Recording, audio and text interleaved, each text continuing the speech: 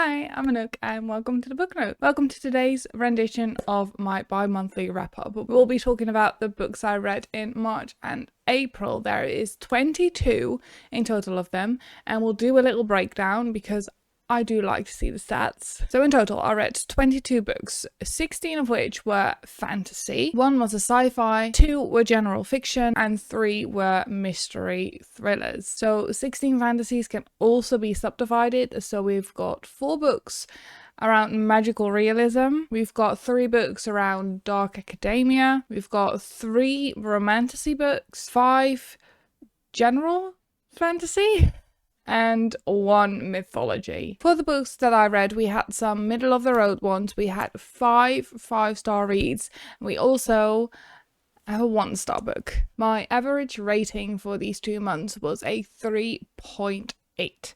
So I read some good books, and then the medium in which I read them, I read a 16 physical book, I read 4 ebook, and I listened to 2 audiobooks. All that out of the way, let's get into the nitty-gritty. So grab a cup of tea, settle down, because I feel like this is going to be a long one. The first book I'll be talking about is The Book of Doors by Gareth Brown. In this book, we follow Cassie. She's a quiet bookseller who discovers a mysterious book, a book that grants her the ability to open a door to everywhere in the world. But when Cassie and her book capture the attention of someone with evil intent that wants to control the book and what it can do, she is swept into a high-stake chase that unveils more than Cassie could have ever imagined. Now, I gave this book a 4 out of 5 stars. I really enjoyed this book. It did a really good job immersing me into the story. I think the plot was really interesting and actually went quite deep. There is more to this book than I first imagined there to be. The characters felt very vivid, each with their own moral compass and agenda. At times, this book had me absolutely at the edge of my seat, wanting to know what was going to happen next. The only downside of this book, however, is that at some points I felt like it was taking the plot, or like, I want to say this without spoiling anything, but at some points I just thought it was taking it a bit too far, making it a little bit unbelievable and all fitting a little too well together. It didn't bother me too much, which is why it only kind of took down 1 star. But yeah, I would highly recommend reading The Book of Doors if you're into magical realism. I really enjoyed this one. What if the key to saving your world was trusting your worst enemy? In the Book of Azrael, we follow Diana, a powerful immortal with a past soaked in blood. We also follow Samkiel, who is the cunning god of death. He is feared across all the realms. The world has shattered and a war has been simmering for centuries. And when faith forces them together to stop a greater evil, their alliance is anything but easy. The Book of Azrael is a dark fantasy with gaudier stakes and a romance that simmers beneath it all. I gave this book a 5 stars. Yes, this is my first 5-star of the video. I had such a good time reading this. One of the reasons that I just absolutely adored this book was because of the female main character, Diana. She is such a badass and no nonsense, straight to the point. She's powerful. She knows she is powerful, and I've just been waiting to read an FMC like this. Besides this, I thought the world building was actually really interesting, which I feel like sometimes can be a little bit lacking in romantasies. Not all romantasies, but I've definitely read romantasies where the world building and the politics were second or third to the romance. And that was not the case in this one. The romance in this was more of a slow burn, but not so slow that we have to wait till the 3rd book for something to happen between them. There is some spice, but very little, and it is definitely skippable. So if you don't enjoy spice, don't write it off because it's a fantasy romance and there is usually some spice in those. You can definitely skip the spicy scenes, and I think it's still a very worthy read. Now, were there some plot twists that were maybe a little bit predictable? Yes, but it definitely didn't down the enjoyment for me. So Book of Azrael, the first book in the Gods and Monster series by Amber V. Nicole is a 5-star read. So obviously I highly recommend and please go read it. Next up we have Vicious by V.E. Schwab. I read this as an ebook, and in this book we follow two brilliant college friends, Victor and Eli. They discover a way to develop superhuman abilities through near-death experiences. But when both of them become obsessed with this idea, their partnership turns deadly as their ambition and betrayal tear them apart. They each see this discovery for its different potentials, and we follow a then and now timeline, whereas now, years later, they are, for lack of a better word, enemies, rivals, locked into a dangerous game of revenge, which all unravels in this book. I gave this book a 4 stars. I enjoyed the cast of characters that we were following. They were all kind of like outcasts finding each other and bonding. I also thought that the pacing of this novel was really, really good. It definitely got me turning the pages. It read very quickly. I enjoyed the writing style, and I always enjoyed then and now timeline. Then what I would say is my only point about this book is that sometimes things felt a little bit too convenient. Sometimes I was thinking like, please let something go wrong and try and have them deal with the consequences of this. But I still very much enjoyed this story, and I still think it had some very firm legs to stand on. But that's the reason that it is a 4-star and not higher. The next book I picked up is Crimson Moth by Kristen Ciccarelli. In this book we follow a hunted witch and a witch hunter. We follow Rune, who is a socialite by day, and the Crimson Moth by night. She is attempting to court Gideon, a notorious witch hunter. All to find out some state secrets. Meanwhile, Gideon is trying to court Rune as he has his own suspicions about this socialite. I felt like this book was an enjoyable read. I enjoyed the plot. I mostly enjoyed the characters. All in all though, I did feel like this was just a bit of a middle of the road book for me. I still would recommend it, and I still think it is a good story, and if the plot is something you're interested in, I would definitely recommend it. It was just not something that I haven't seen before. All in all, it's not a bad book. A 3-star is still a good rating in my opinion. I still very much enjoyed it, and I would recommend it. It was just a bit middle of the road. Next up was my book club book for March, which was The Reappearance of Rachel Price, a mystery thriller that I ended up at first giving a 4 stars, but I brought it down to 3.5.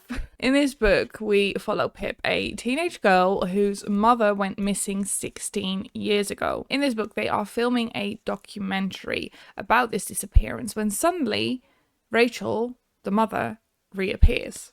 Hence the title. Questions swirl around about where she's been, what she's hiding, why did she suddenly come back, what happened to her. The truth unravels in some twists and turns that shows Pip more of her family and this mystery than she ever bargained for. What I really liked about this book is that the plot I thought was very interesting, and Holly Jackson just really knows how to keep you on your toes with the timing of her plot twists and how deep everything goes. Even though I felt like I had figured everything out, there was still more twists and turns coming that I did not expect. And besides this, I think that reading it in a book club and with other people really upped my enjoyment of the book, because it was so fun seeing everyone's updates, what they thought of the book and what their theories were. So that definitely upped the enjoyment for me. But what brought the rating a bit down is that I personally thought the ending of this wrapped up a bit too conveniently and was a little bit unrealistic in my opinion. Besides this, there was a bit of a subplot in here that I just felt was very unnecessary and didn't need to be there, and kind of took away some of the enjoyment of the book. I very much would have enjoyed if they took that plot line just maybe completely out. Still a very enjoyable read. I do like Holly Jackson's writing. Unlike A Good Girl's Guide to Murder, there is not a interview format or mixed media in here. It is all just a story being told, but a very good one at that. So 3.5 stars for The Reappearance of Rachel Price by Holly Jackson. Next up is Hellbent, the second book after Ninth House by Leigh Bardugo. In this book we delve deeper than we have before. So here is what I thought of Ninth House. The book follows Alex Stern as she gets recruited to investigate the secret societies on this fantastical version of Yale. There is a girl that ends up dead, and Alex suspects that these societies and their magic have something to do with it. So this book basically follows Alex trying to find out what happened, why it happened, and who did it. I really enjoyed this book. I thought the world and the magic in this world were very interesting. I liked the setting of it being a fantastical version of Yale. I enjoyed learning about the societies. I enjoyed the kind of then and now, I enjoy the then and now timeline that this book has, even though some twists in the plot I could see coming or were foreshadowed a little bit. I still think it was very well executed. There were also definitely some plot twists that I did not see coming. Welcome back. Hellbent was a very strong continuation after Ninth House. Everything that I said about Ninth House still stands. I really enjoyed this book. The world and the magic system is really interesting, and I loved learning about the societies. And in this one, I particularly really enjoyed the vibes and the scenery, the setting of this book. I especially thought it was really well done in a certain place that we visit, and also with certain characters that we meet. Now this series has more books to come, so I will definitely be reading those, as I gave this a 4 stars. A very enjoyable read, and I love to see where this series continues to go. I was on a roll with continuing or finishing series, so I finished up the A River Enchanted, A Fire Endless duology. I do not know what this duology is called.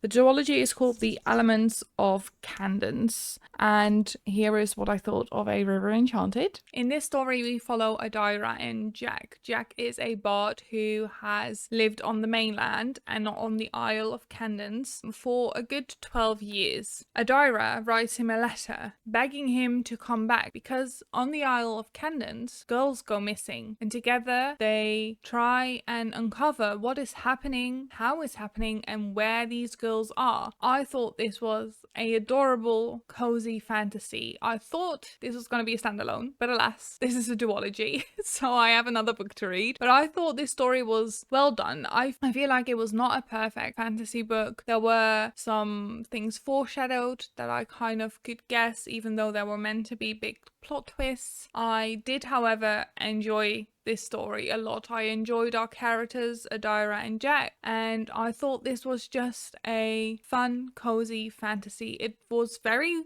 fast-paced. I flew through this book, which is always a plus in my opinion. Welcome back again.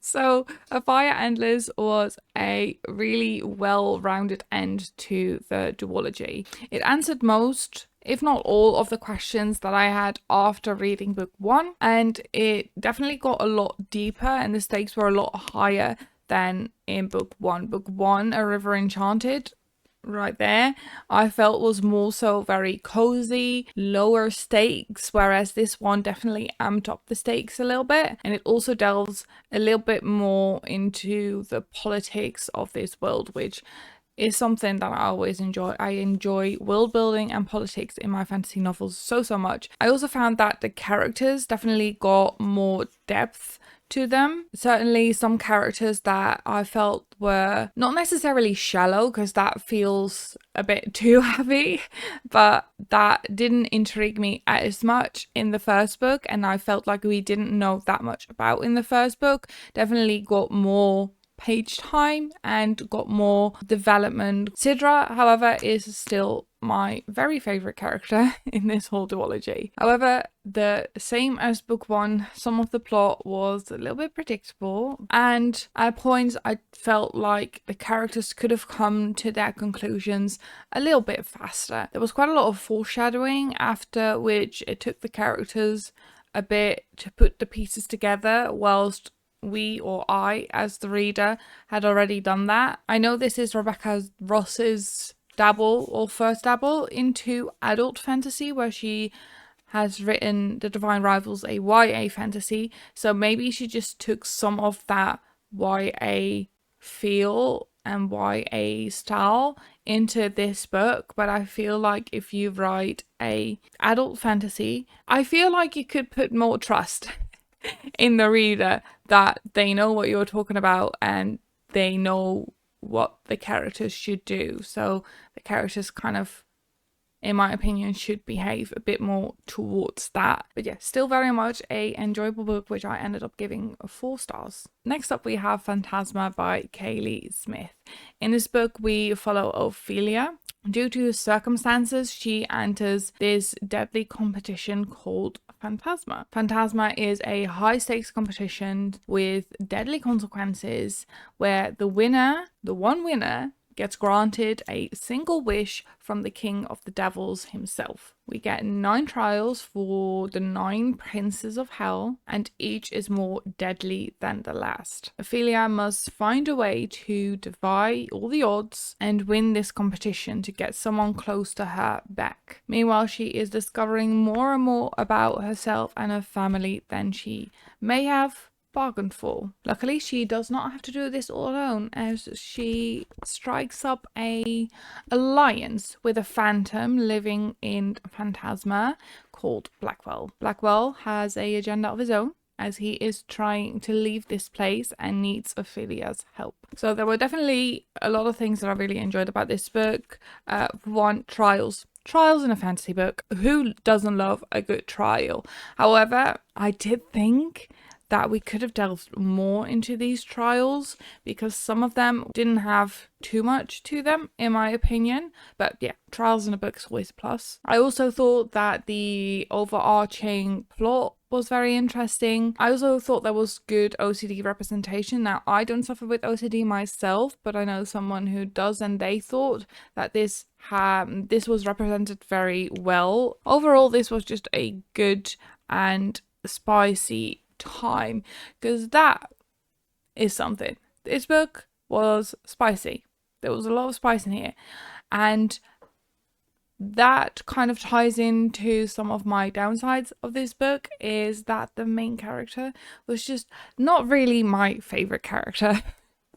She came into Phantasma with a goal, but then she spent most of this book not focusing on a goal, but getting railed. Enjoyable, but nothing too much. And I felt like definitely the romance and the spice took away some of the plot for me. So this was a 3.5 stars. It was a fun read. I had a fun time. But if you're looking for a very deep fantasy, you're not going to find it here. But if you're looking for a good and spicy time, give this one a go. Next up, I went into Prison Healer by Lynette Noni. In this book, we follow Kiva, who at a young age gets put into a deathly brutal prison called Zalanov. Here she grows up to follow in her father's footsteps and become the prison's healer. One day, a new prisoner comes in, the Rebel Queen. She's hanging on by a thread, and Kiva finds a note attached. Don't let this woman die, because they are coming. The Rebel Queen is sentenced to undergo the elemental trials. No one has ever survived. But since the Queen is in no shape or form to enter these trials and come out alive, which is Kiva's tasks, Kiva volunteers in her place. All in all, I enjoyed my time reading this book.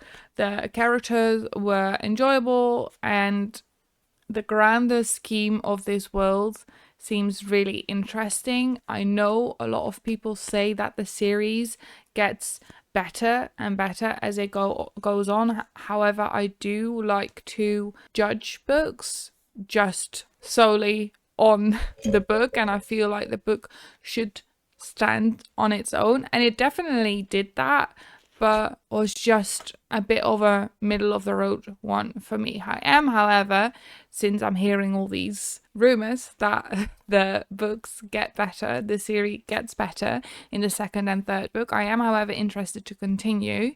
But for me, this one was a 3-star. What if a book was written like one of those music documentaries where everyone remembers how they came to be a little bit different, and no one can really agree on why things happened the way that they did. You get swept into the rise and the fall, and you follow the passion, the heartbreak, the music, and through every event you feel like this was an actual band that existed. And then a scandal happens and you don't know on what side you fall.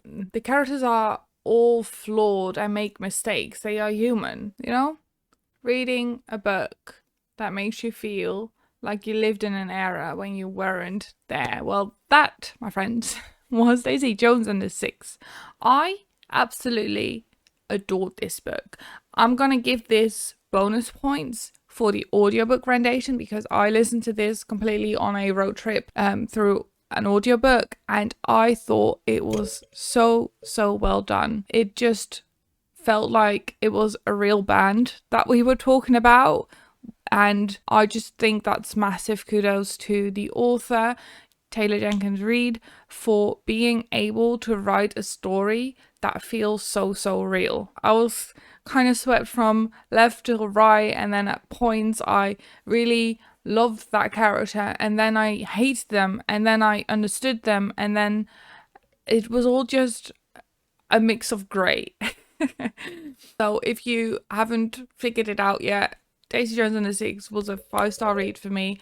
I really enjoyed this book. I highly recommend it, and I think listening to the audiobook, as it is narrated by a bunch of different people, gives it just the extra dimension. I just really loved it.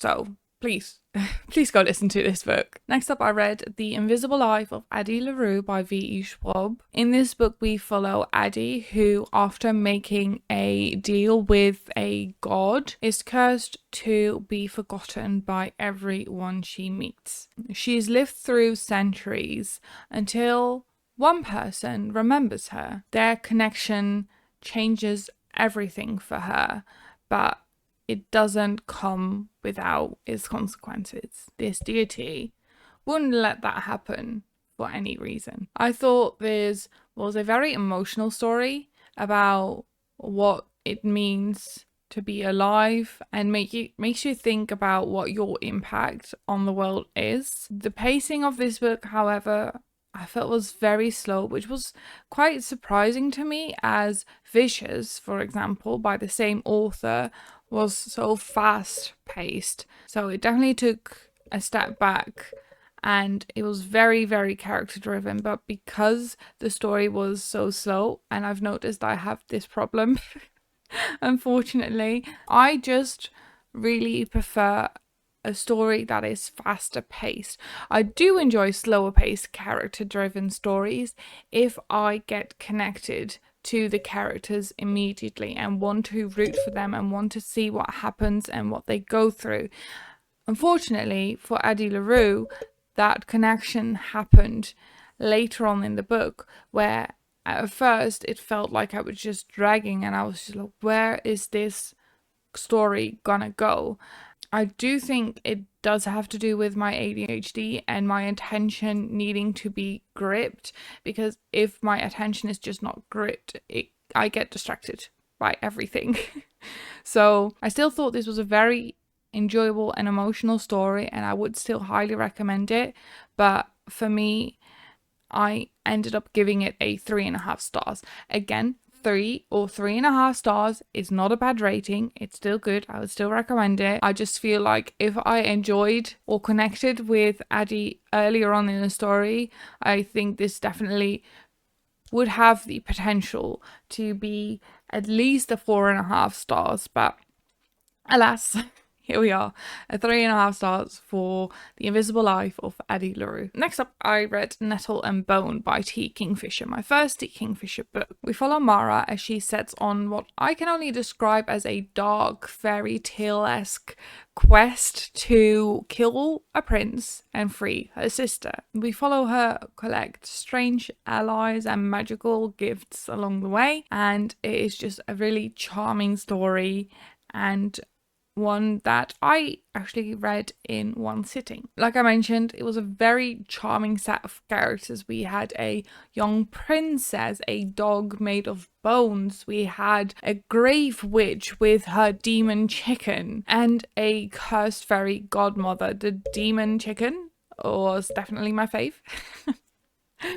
But it was just such a fun mix of different characters that I really, really enjoyed. Because I feel like unlikely friendships often makes the strongest bonds. Besides this, I just thought the plot was intriguing and fast-paced. So that also was very positive.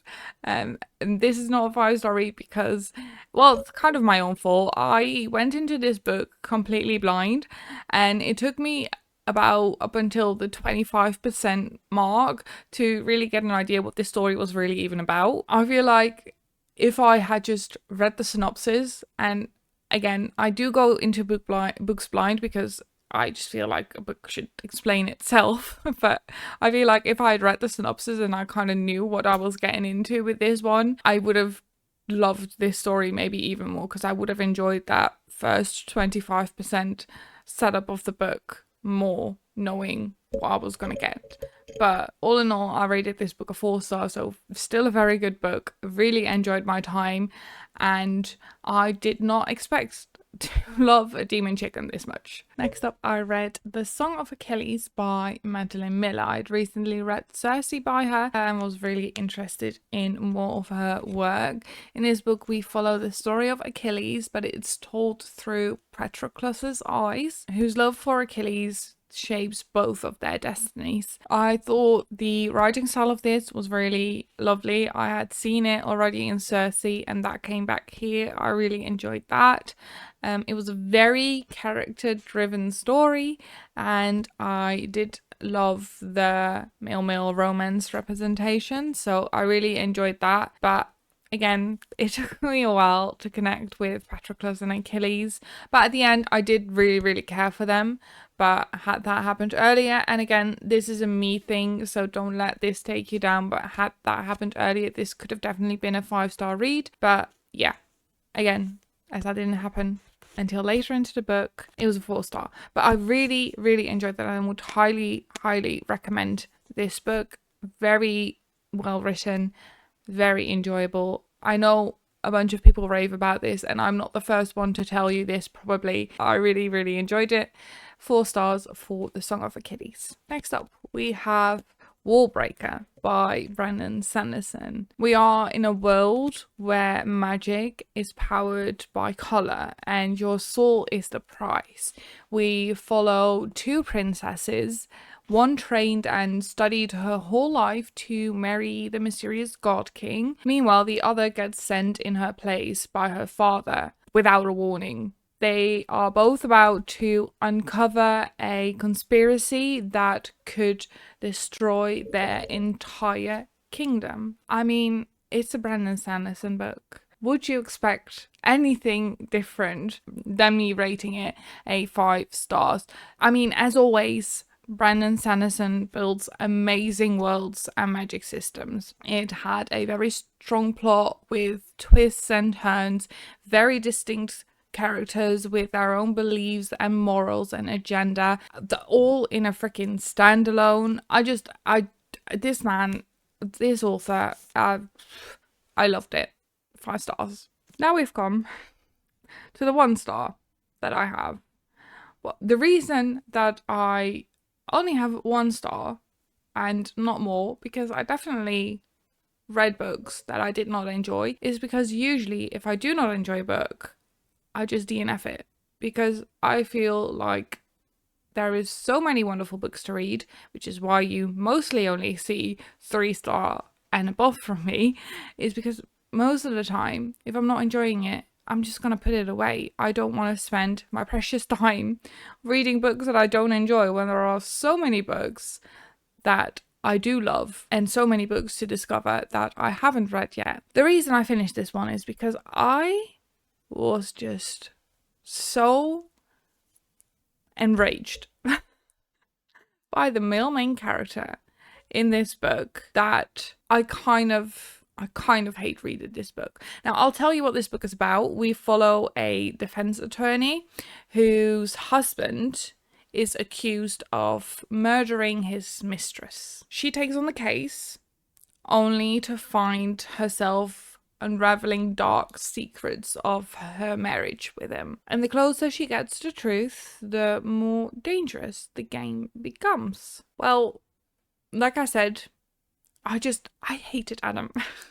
I had a 50-minute rant at about 20% into this book because of the way that Adam acts and thinks and talks and degrades, and I won't get fully into it now, but Adam was not the only thing that bothered me about this book. Is also that I guessed the plot twist at like 15% of the book, and I know I am one to really look into and have my theories, and I just think that this book was so predictable. And yeah, I wanted to DNF this, but I decided to power through so I could confidently give this book a 1 star. Is that petty of me? Well, yes. The emotions that this book got out of me is frankly quite impressive. So yeah, a 1 star for The Perfect Marriage by Genova Rose. So after that, it could only go up. And next up, I read my book club's book pick for April, which was The Serpent and the Wings of Night by Carissa Broadbent. In this book, we follow Oriah, who is a human girl raised by a vampire king. She enters a brutal competition to be granted a wish by Nyaxia. But while she's there, she gets swept into trusting her enemy, betrayal all around her, and just questioning her own morals and sanity. I really enjoyed this book. I gave it a 4 stars. I think the plot was nice. Trials in a fantasy, yet again.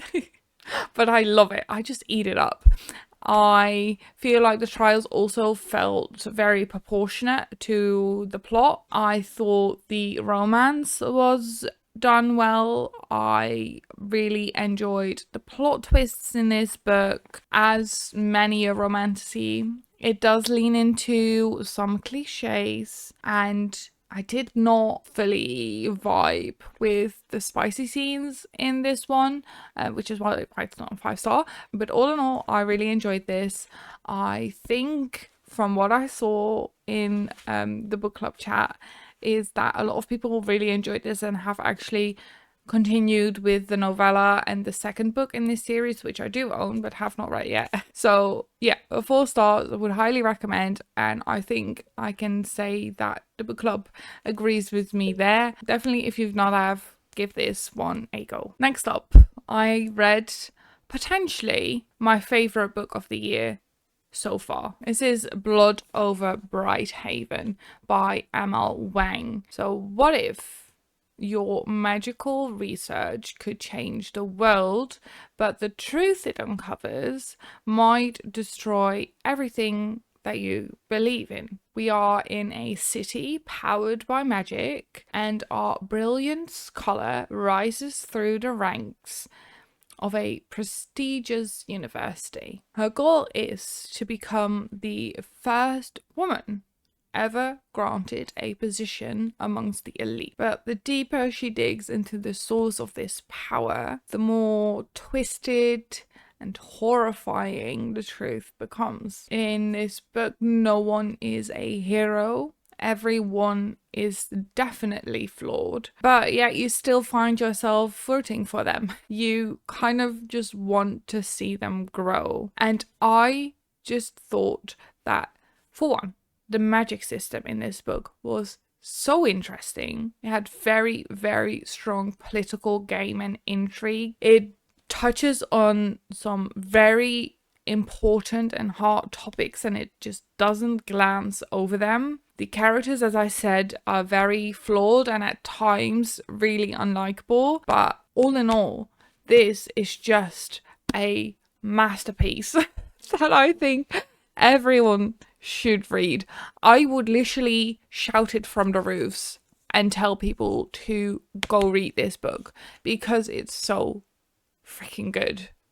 So yeah, Blood over Briarhaven. If you haven't read it, please stop everything that you do. Well, continue watching this video, but after that, stop everything that you're doing, get this book and go read it, please. Next up, I read the continuation of Red Rising, which is Golden Sun. Red Rising is a sci-fi series where we follow Darrow. Darrow is a red, ranked lowest in this political system. He wants an uprising. He wants more rights, but most of all, he wants what his late wife wanted: freedom. He infiltrates the higher ranks of societies to try and break this hierarchy from the inside out.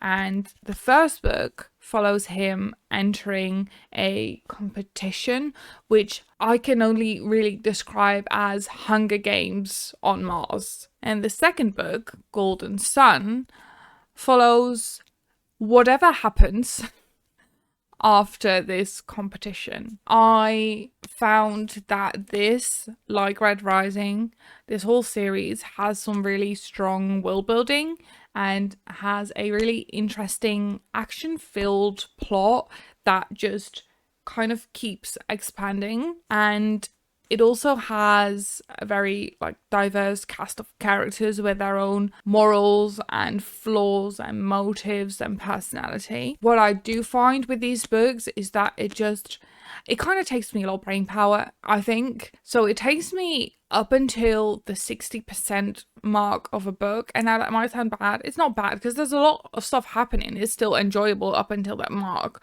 But then at the about 50 to 60% mark, I just don't want to put this book down anymore.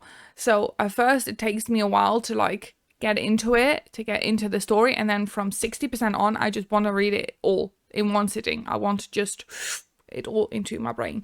So really enjoy this. Excited to continue this series. 4 stars for Golden Sun by P.S. Brown. Now we're getting into my annotating era because I just had read 2 books, Blood over Briarhaven and Golden Sun, where I was like, I think I would have just enjoyed this book so much more if I annotated it, because there was so much going on in this that I felt like I just wanted a good way to go back to it, go back to my favorite quotes, go back to my favorite scenes, kind of turn back in the book to see if it foreshadowed something, if I could have picked something up. So I was like, do you know what? I'm gonna get back into annotating. So that's what I did here. Now, was this the perfect book to annotate? Maybe not. And maybe because I was so focused on everything in this book, it might have brought the rating down a little bit. But let me first tell you what this is about. This is The Bones Beneath My Skin by TJ Klune. And in this book, we follow Nate, who, after some frankly traumatic events, moves into his desolated cottage in the woods. But when he arrives, he finds that it's been occupied for a while. And the people who occupied it are still there. And what follows is kind of a tug of war between what Nate should do, what he wants to do, all whilst getting more and more attached to this pair of strangers, because there is more to them than meets the eye. Now, what I liked about this book is that TJ Klune always knows how to make you care for the characters that he writes. And whilst the plot was fairly interesting, there were quite a bit of plot holes in this book. I did really enjoy how he writes scenery. I also like that within his books, things that happen or that he writes about in the first chapter actually could tie in to the overarching greater plot of this book. So I think that's really well done. What I didn't like about this book, though, is that some descriptions of events that happened in this book were so graphic and could quite frankly be a bit triggering. And correct me if I'm wrong, but I don't think there is a trigger warning in this book. Yeah, there is no trigger warning in this book, which I feel like there should be. So before delving into this book, maybe look up trigger warnings, because I think, quite frankly, I was just kind of shocked at some of the scenes in this book. And besides that, sometimes random topics came up that had absolutely nothing to do with plot and that added basically nothing other than commenting on choices that certain people made. For example, there was just a chapter in here where they were talking about vegan food and they were just slandering vegan food, and it made absolutely no sense for the plot. There was no need to do that, so why even put it in there? Yeah. All in all, I did still enjoy this book, but since I was so focused on everything that happened, I think it might have brought the rating down a bit. So 3 stars, I would still recommend it. Look into trigger warnings if you're going to read this. It was still a lovely story. It was still a lovely and heartwarming story. Next up, we have Watermoon by Samantha Soto-Yambao, and I just want to take a moment to look at this absolutely stunning cover.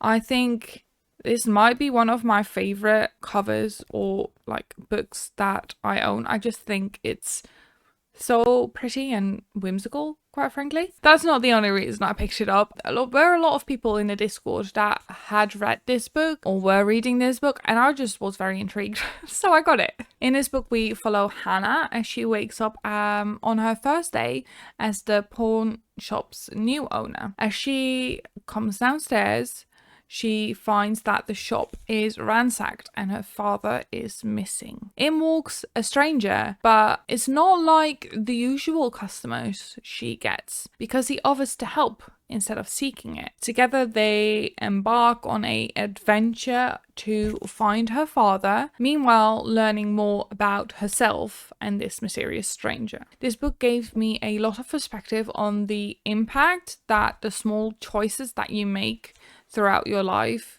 make. It was a very cozy story that gave me massive Studio Ghibli vibes, and I had a really good time reading it. However, as you might see by the tabs, I started tabbing it, but at some point I just found that the story got really repetitive. There was a lot of going from place A to B to C to back to A to B to D to A. So at some point it just felt so repetitive that I kind of stopped tabbing everything and just tabbed some things that I thought were interesting to the plot or had something to do with the plot. But yeah, overall I enjoyed my time reading it, but I don't think it's one that's gonna stick with me for a very long time. I gave it a 3 stars in the end, and again, it just looks stunning, doesn't it? The next book I read or listened to was The 7 Husbands of Evelyn Hugo. Everyone knows, or well, think they know, Evelyn Hugo. She is a retired Hollywood actor with 7 husbands in her past, and people seem to have made up their minds about her. After being out of the limelight for a few decades, she decides it's time to tell her story. It's time to tell the world who she really is and why she made the choices that she made, and first and foremost, that she doesn't regret any of it. There is only one journalist that she will tell her story to, as Evelyn feels that she is the only one that's gonna tell her story right. Monique is astonished, however, that the Evelyn Hugo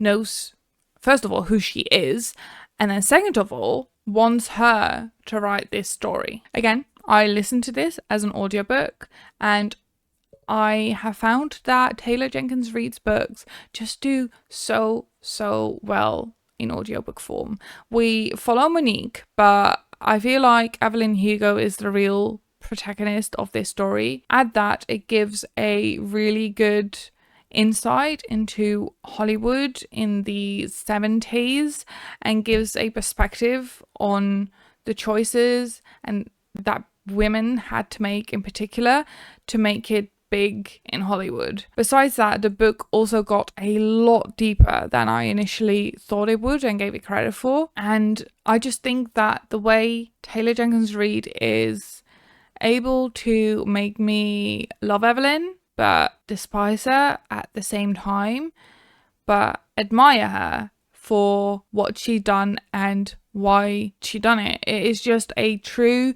feat and just shows once again how complex and flawed characters are. So if you haven't guessed it, the Seven Husbands of Evelyn Hugo was a 5-star listen for me, which leads us to the last and final book, which is the only one left by Riley Sager, my first Riley Sager book.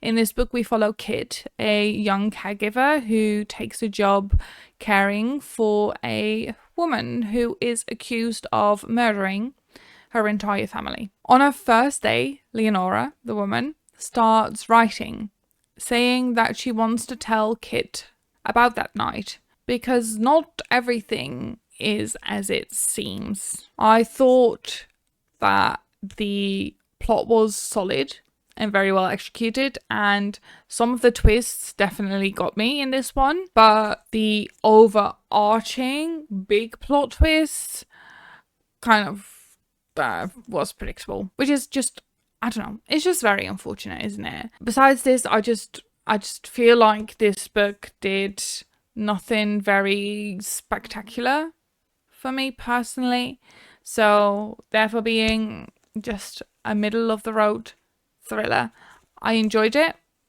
I thought it was fun, had a good time, but I ended April on a bit of a middle of the road. Thank you so much if you made it all the way to the end of this video. Thank you so much for sticking around and listening to me yap about the books that I read. If you enjoyed this video, I would kindly ask you to give it a like, subscribe to the channel if you haven't already. Tell me what your favorite books were over the past 2 months. If you want to know about all the books that I read in the first 2 months of the year, you can click this video right here and it will cover all the books I read in January and February. For now, thank you so much for watching, and I will hopefully see you all again in the next one. Bye bye.